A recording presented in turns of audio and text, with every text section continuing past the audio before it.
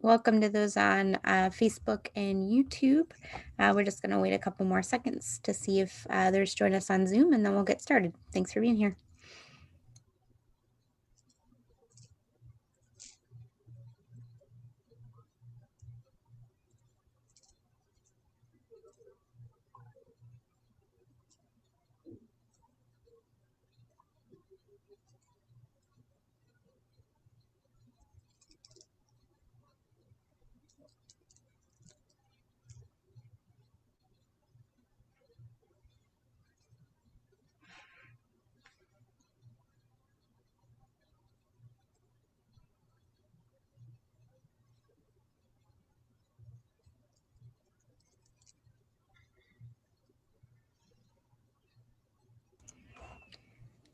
Well, I think I'm going to just start doing some of the welcome and introductions. My name is Geneva Blackmer. I'm the program director for the Interfaith Center. We're located at the Miami University campus in Oxford, Ohio, and our mission is to invite people of diverse religious, spiritual, and secular worldviews to participate in one another's practices in order to cultivate appreciative understanding and to build friendships and relationships, as well as to unify them around common moral, social, and ethical concerns in order to build a more just and equitable society for all people. So really happy that you all could be here today to participate in a Zen meditation practice. And for those of you who've joined us before, I know that this was originally advertised that as our teacher being Zen Master Ji Haeng, but I'm really happy to welcome a guest teacher today who's also from the Quantum School of Zen, Rebecca Otte JDPSN began studying Zen in 1995 and began studying with Zen Master Ji Haeng in 2014. She has sat numerous retreats and completed a 100-day retreat in 2018. She received inka, which means authority to teach, in December of 2020. She holds a Bachelor of Science in Nursing from Washburn University in Topeka, Kansas, and a Master of Science in Nursing from Case Western Reserve University. She held a certification in Nurse-midwifery and practiced OBGYN in Topeka until her retirement in 2017. She's married and has 2 grown children. Rebecca is the co-founder of the Prairyerth Zen Center in Topeka, Kansas, and is currently the abbot there. So Rebecca, I'm going to turn over to you. Thank you, Eva, very much. So I know that normally Zen Master Ji Haeng does about a half hour of a Dharma talk, and then does a little bit of meditation and then answering some questions. But I'd like to do something a little differently this afternoon. Because this is a small enough group, I would like to just check in with you and see how you're doing through the pandemic.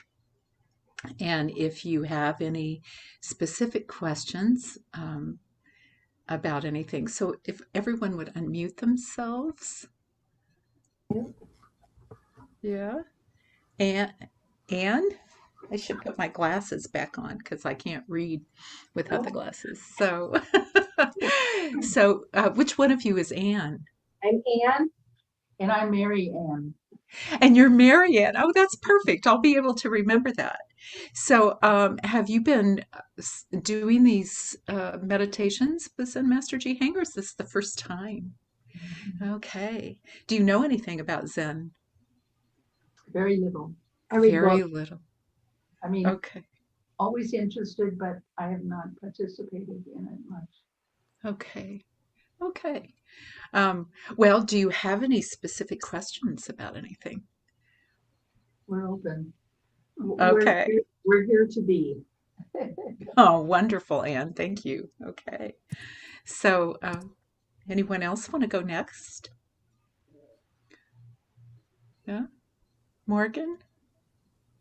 Am I unmuted? Can you guys hear me? Because I can't see myself at all. I don't We even can know. we can hear Can you see you. pictures of me, or is it just my name? We see No, we you. can see you. Your Oh, I video can't is on. see me.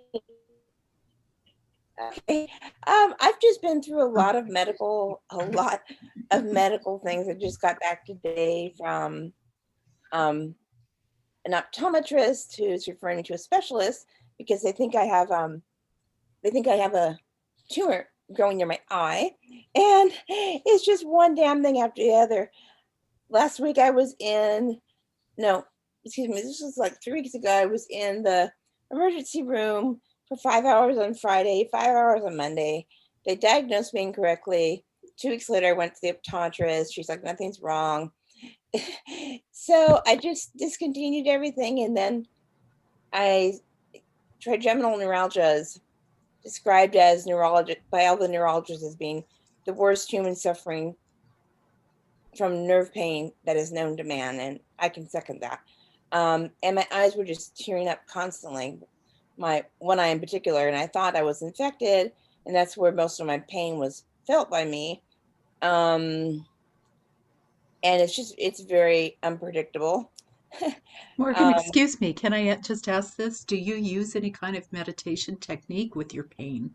It helps. Yeah, it really helps. And I'm reading the book Silent Meditation by Ju, I believe is his name. Gyogu? Uh-huh. Yeah, and it's an absolutely excellent book. It's like having Zen Master just talk to you for an entire book. It is. He's really wonderful, isn't he? What I noticed, which is that I'm often in pretty extreme pain, and from nerves, from migraines, from spinal problems, from having 6 brain operations. Just it goes on. And I noticed my pain decreased when I meditated, and he explains exactly why very clearly in the front, and what is meant by, no form, no mind. And I forget the last word, but it means realizing that everything in the world is temporary, including you, and not clinging to that. And that the release of that is what helps with the pain. And it does help. Yes. Even your pain is temporary and comes and goes. Yes. So, I wish it would just go. I wish it would go for you too, Morgan. Yeah. So, Victoria, is there anything that you would like to ask or anything that you'd like to say? Just, thank you for doing this today. Thanks, You're Geneva, welcome. for organizing it. I lived in Japan for 2 years, and so I've always had a great love for everything Japanese, and I feel like the beauty of everything Japanese has to do clearly with the spirituality. So, and I'm an art historian, so I love the Zen, also literature. I love all the Zen arts, but I want to learn more about the actual meditation because I've never studied it or learned it. Also, I'm curious. There isn't time for you to unpack my question, but I'm very curious about learning more about what they call the Vipassana meditation. Vipassana. I'm sorry. Vipassana. Vipassana. Yeah. Because I heard from some teacher that actually in the West, we have a kind of misconception of that's actually the so-called like insight tradition spans all the different forms of Buddhist meditation. So I just wondered how everything interacts, the different, like how Zen fits into the different Buddhist traditions. But that's a huge question. It is a very big question, but let me just say real briefly. Vipassana is part of the Hinayana Buddhism, so it takes its teachings from the early teachings of the Buddha. And then Mahayana Buddhism began to flourish a little bit later, a few centuries later. And Mahayana Buddhism has this concept in it of emptiness. So empty of a separate self. So everything is not empty of it. Nothing has its own essence, right? So if I take this piece of paper here, everything in the universe is in that piece of paper. So if you think about it, the tree is there, but without sunlight, air, water, there wouldn't be a tree. Without the person to cut down the tree, there wouldn't be paper. Without his parents, there wouldn't be paper, and so on and so forth, right? Yeah. So this paper is not paper. The whole universe is in that paper. You are the same way. That is the concept of emptiness, and that's kind of a basis of Mahayana Buddhism. And then Zen, Mahayana Buddhism met Taoism, and they had a baby, and that baby is Zen, right? So it's, yeah. So there's a little bit of Taoist thought and philosophy in Zen as well. Thank So you for welcome, that. and I'm Amazing. You did that like in 2 sentences. Thank you. well, let me tell you, that was not very scholarly of me, but there you go. Very clear, though. Thank you. Yeah. Becky, is there anything that you would like to say or anything that you would like to ask in particular?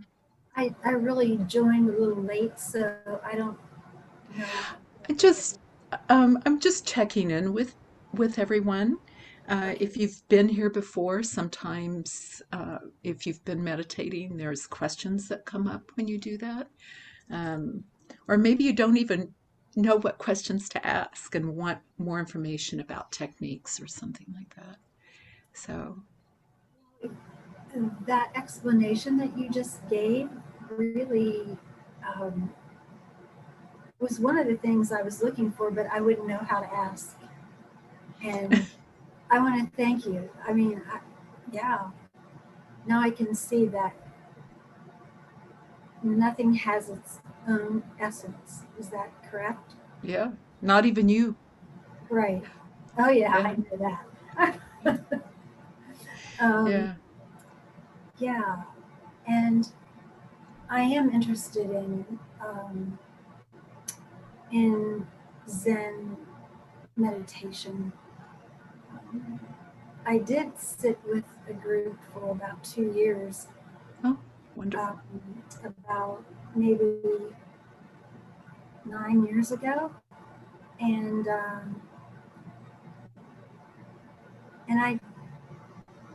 I didn't get much information from them. It was just like on Sunday morning we met, and that was it. I mean, we went through the rituals, and there wasn't a time to share anything. So that can be a difficult thing in a group of people who are meditators. You know, meditation is such a solitary sort of practice, and so if you have a sangha, a group of meditation practitioners that are getting together, sometimes you just meditate together and then everybody goes home.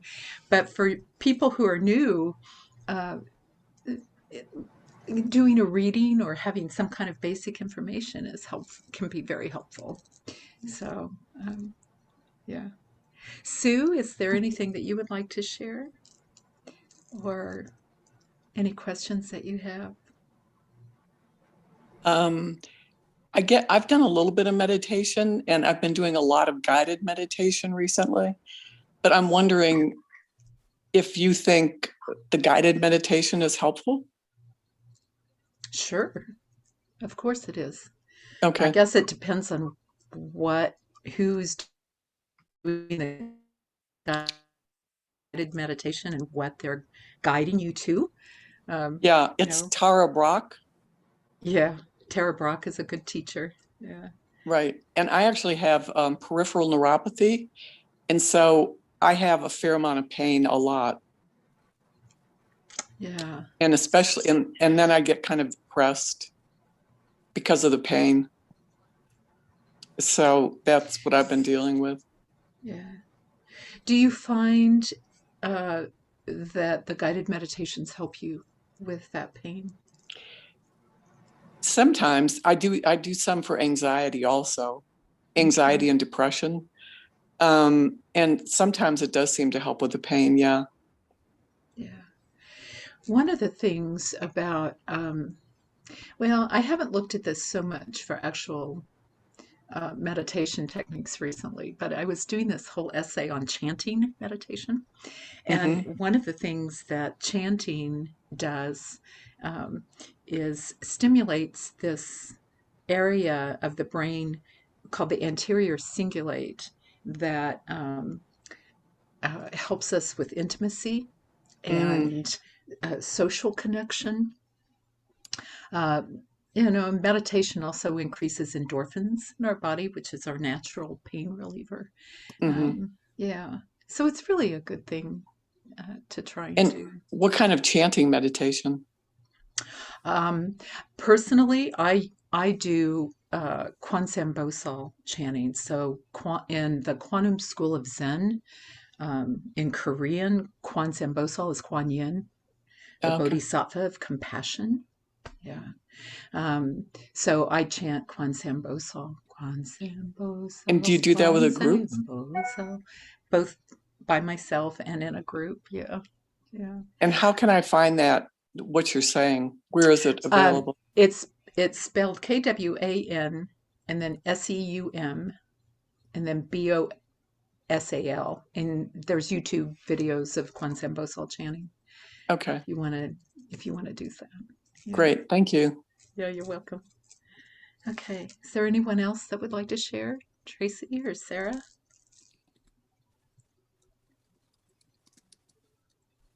I'm sorry I'm late.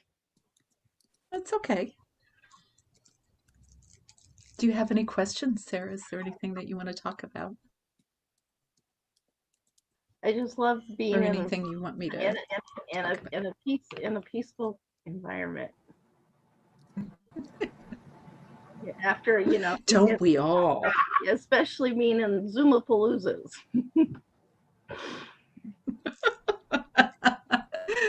I've grown to love Zooms this year. It's people have complained about it quite a bit, but it's made me realize how interconnected it could be just by the computer. Like I would be able to meet you for Zoom. So I'm not complaining. It's just sometimes everything is. You find yourself having days where it's almost like having a whole big sandwich. But just being able to be with a whole different and a more extended part of my family, and that's what I treat it like. Yes. And one of the things that I've enjoyed much looking and doing the same things that I'm doing. So I'm be sitting and meditating, but I know that all of you are with me and I'm doing that. So Zoom has been a little bit of a gift. So Tracy, is there anything that you would like to say or ask? Yes, she might not be there. All right. So for those of you who are new to Zen practice, there are several techniques that we can use. First off, let me just say this. I don't like to think of Zen practice as being goal-oriented, but one of the things that does happen as you practice is that you begin to find that still point. So one of the things that happens to us, happens to me, I'm not sure about all of you, but I know it happens to me, is I get pulled around by emotions and I get pulled around by thoughts. So in ancient China, there was this metaphor of an ox with no nostrils. So I don't know if you've ever seen the oxen that's got the ring in their nose, right? Mm-hmm. Well, that hurts when it gets pulled. So they put a rope through it, and then they can pull that oxen wherever they want to go because that oxen doesn't like that pull on their nostrils. It hurts, right? So that's sort of what happens to us with thoughts and emotions. We just get pulled around by them. And so there's this metaphor of being born as an ox with no nostrils. Zen practice helps us to see that those thoughts and those emotions arise and go away, and arise and go away. They're ephemeral, and many times, most times, they're just not real. Most times we make up so much in our head, right? So Zen practice helps us to actually see that. That's sort of the purpose, is to look at what your mind is doing. What stories are you telling about yourself? What stories are you telling about others? You know, someone said here a few weeks ago, and I loved this, that we have a story, and then we go to a therapist who gives us a better story, but then when you practice Zen, you don't get any story. The stories all drop away. So what happens when the stories you're making up in your head drop away? Then just this, just as it is. I'm sitting in West Virginia right now, near the Great Cacapon River. You know, when I don't make up a story, then all there is just the river and the trees and the sky. That's it. And there's no filter there. There's nothing. I'm not making a story up about the forest or about how peaceful it is or not peaceful. It just is what it is right there, right? So my teacher, my grand teacher, Zen Master Sung Song, said that Zen practice was like mind sitting. So I always think of that as, because I'm a nurse midwife, I always think of that as babysitting your mind, you know. So when that thought comes, you just see it. Oh, there's a thought. Now come back to the breath. Come back to this present moment. Just this, just now. Oh, here comes anger from maybe a fight I had 20 years ago. Oh, there it is. Okay, just let that go. Come back and just come back to the breath. Just come back to this present moment. Just here, just now. That's it. That's all you have to do. So one of the techniques that we use for that, the biggest technique we use for that, is our breath. So when you start doing meditation, and we're going to practice a little bit here in a few minutes. When you start meditation, breathe in through your nose and then down into the energy center. And the energy center is about 2 inches or so below your belly button. So my belly button's right there, like right there. Okay. And I actually place my hands, this is called a Maha Mudra. I actually place my hands right there, and then I bring my breath down into this area, and then breathe out very slowly, so that the exhalation is about twice as long as the inhalation. All right. So when you're new at it, I think the easiest thing to do is to count your breath. So as you're breathing in and breathing down into that energy center, just say to yourself silently, 1, and let your exhalation come. And then breathe in, 2, and exhale. And then breathe in, 3. Go to 4, and then start over. You'll be surprised at how much your mind continues to think, how much your mind continues to move. And that's okay. You don't have to judge that. As a matter of fact, non-judgment is a very important part of meditation. The goal is not to stop thinking. The goal is to see what you're thinking. It's enough to notice it.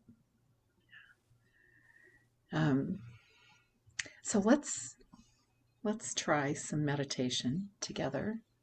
I don't have a bell with me like I would at home, but I'll just clap 3 times. Do you want me to ring bell? Do you have a bell, Eva? That would be great.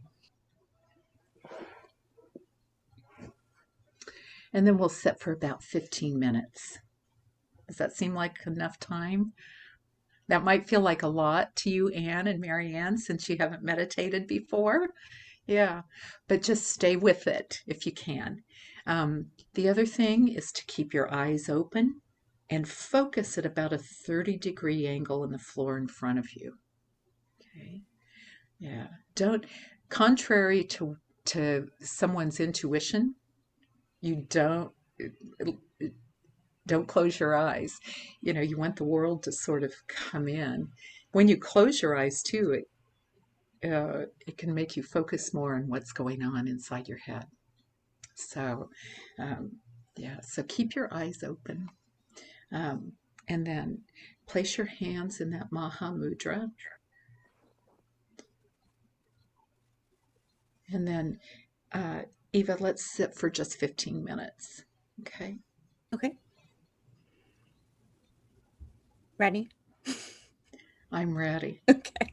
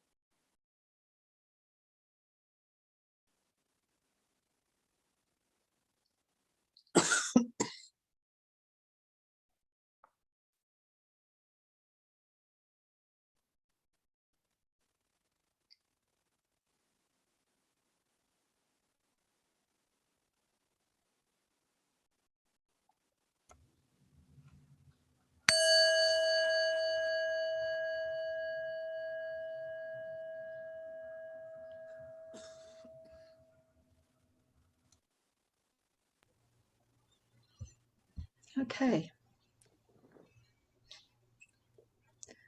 So how did everyone do? I'm curious, Anne and Marianne, how meditation was for you.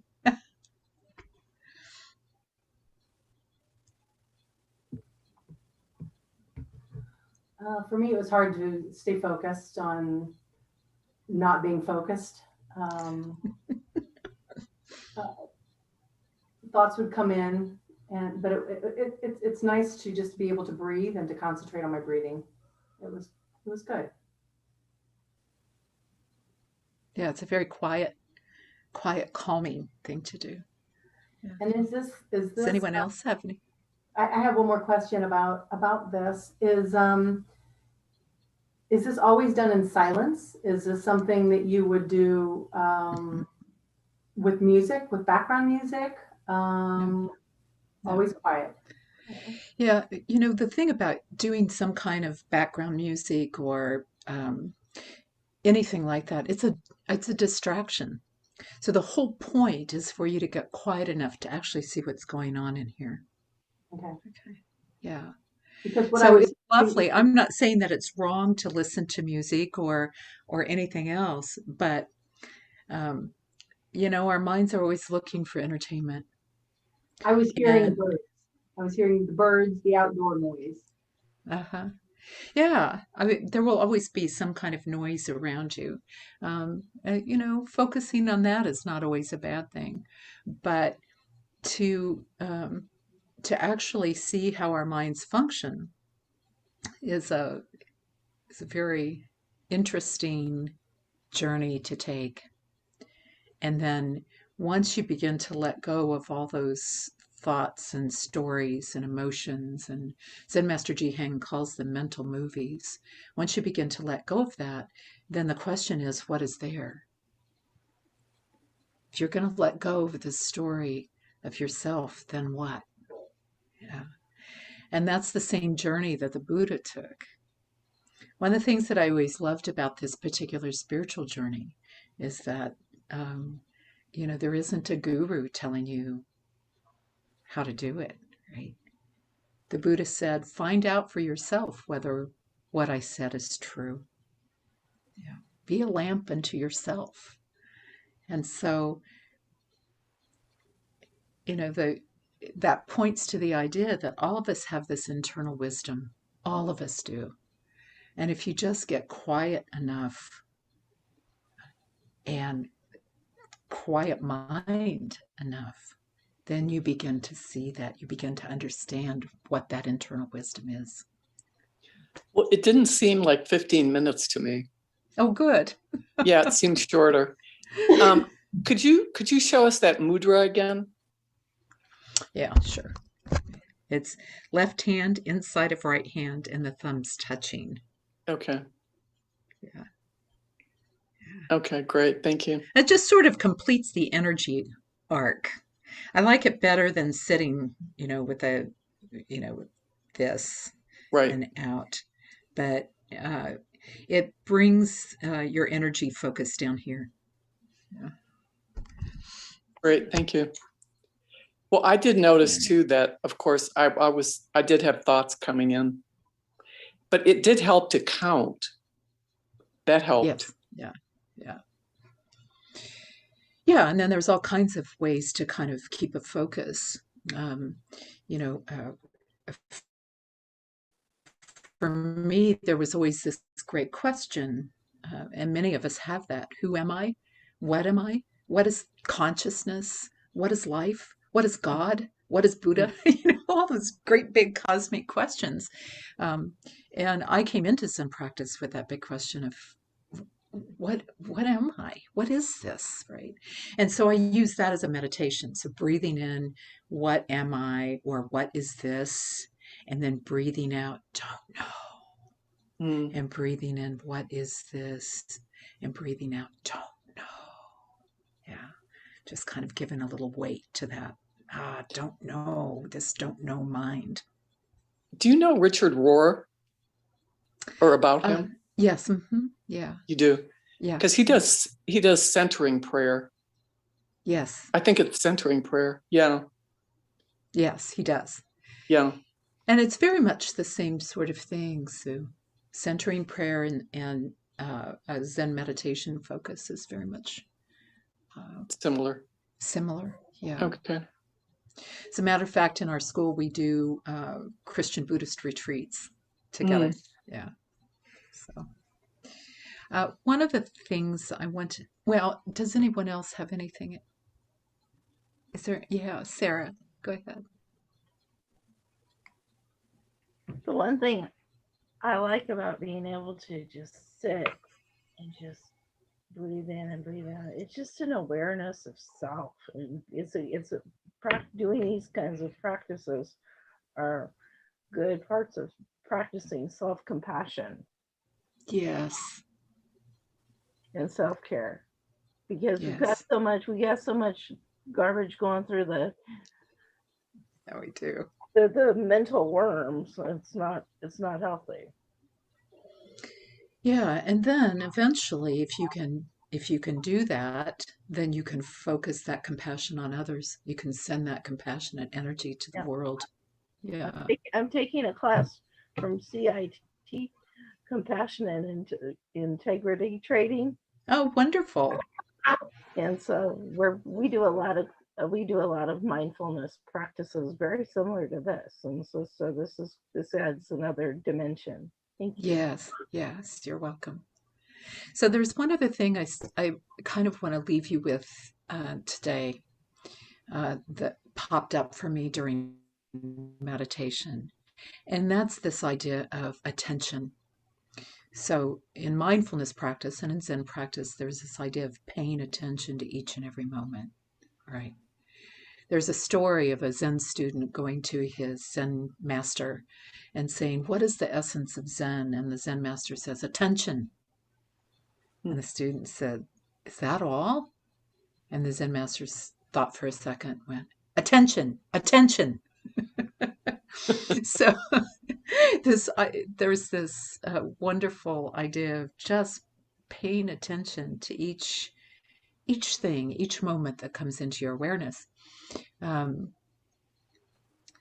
So that word attention means to attend to something, right?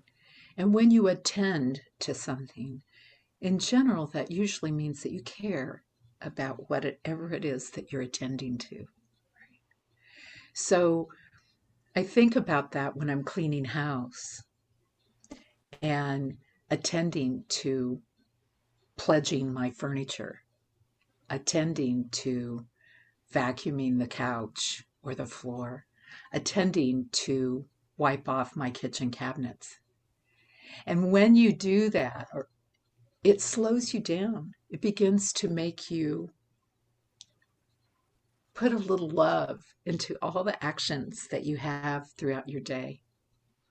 So, as we kind of wind up this hour together, I want you to think about slowing your time down just a little and taking that moment to appreciate and attend to each little thing that you're doing, and putting a little compassion into it, Sarah. So you're not just doing self-compassion, you're doing compassion for the whole house, the whole household. Compassion for driving the car on the road and all that you have to attend to, that you have to care for in each moment. So. Yeah, well, I just had a comment. Yes. I just had a comment. I realized that having done yoga for 40, 50 years and Tai Chi, that this feels very familiar to me. Meditation feels very familiar.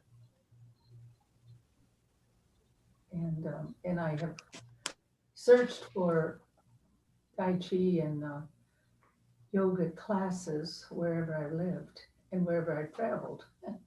So I must be looking for something, but so when I say I've not done meditation, I feel like I have. Does that make sense? Yes, very much. Very much. Yeah. Yeah, for me, meditation, Marianne, is a very deep spiritual practice. It is not one just meant to calm me down, but Zen meditation for me has always been about connecting to something that's outside and inside myself, but connecting to something, connecting to, in our school, we call it the don't know mind. The teacher, Zen Master Sung taught it as the before thinking mind.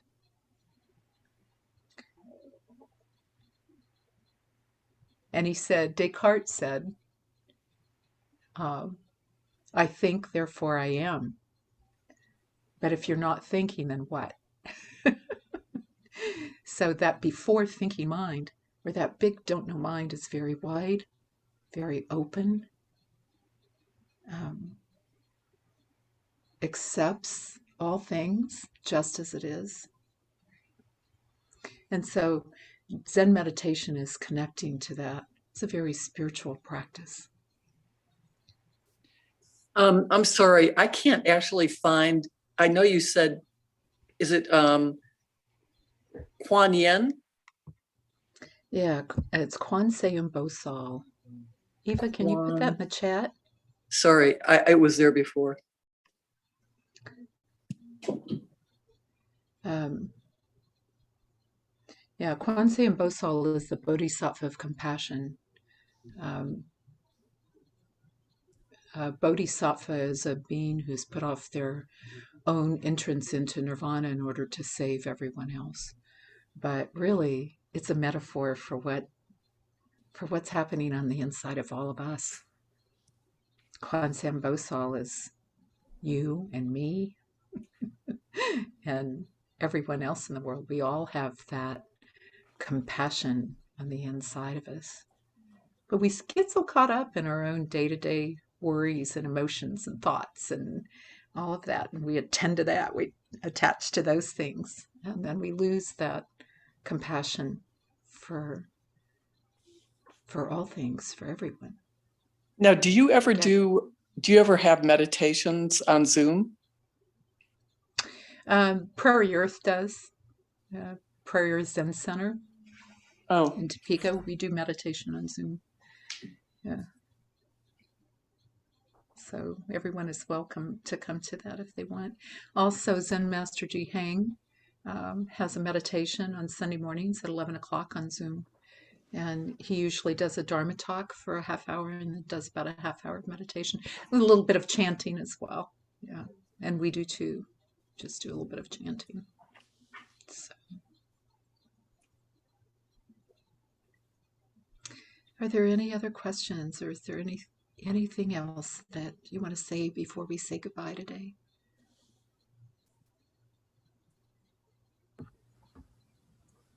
All right.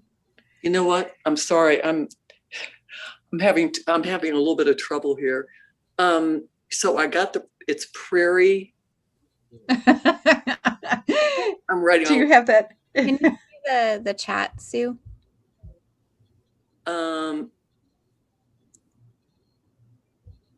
Look on the chat. I'm a little bit technologically, I'm a little bit of a Luddite. She spelled out the Prairyerth, which is really, it's an old English spelling. It is. Yeah. Okay, so it's Prairyerth. So it's Praiyerth.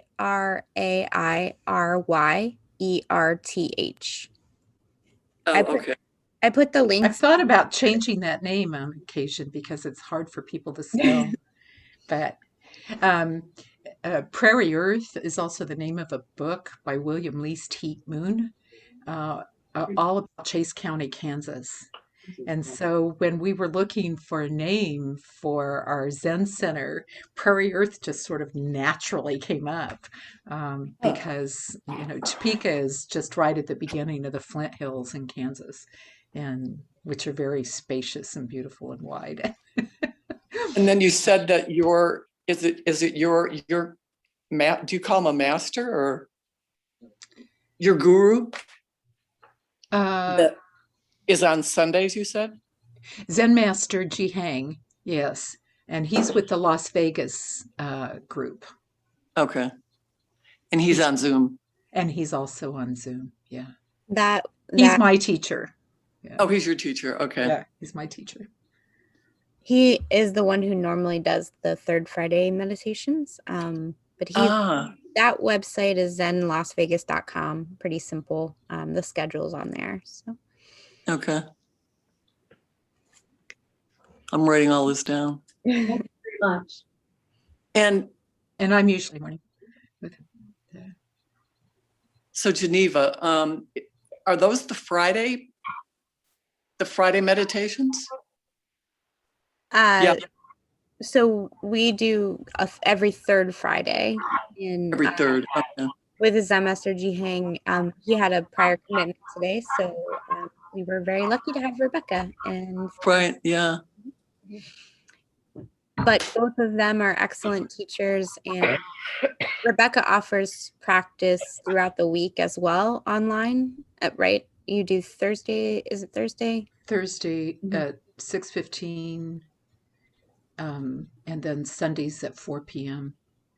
And Wednesday, if you're really, if you can get up and around, we have Wednesday morning practice at 6:45 a.m. from 6:45 to 7:45 Central Daylight Time. And Zen Master Ji Haeng only does virtual practice on Sundays at 9 a.m. Pacific, which is 12 p.m. Eastern. Okay. I'm not sure what time zone you're in, but I'm Eastern. Okay. So yeah, it would be noon Eastern. Okay. Yeah, the time zone got me when we started doing Zoom because, people actually we've had the good fortune to Zoom in with people from all over the world who are doing meditation.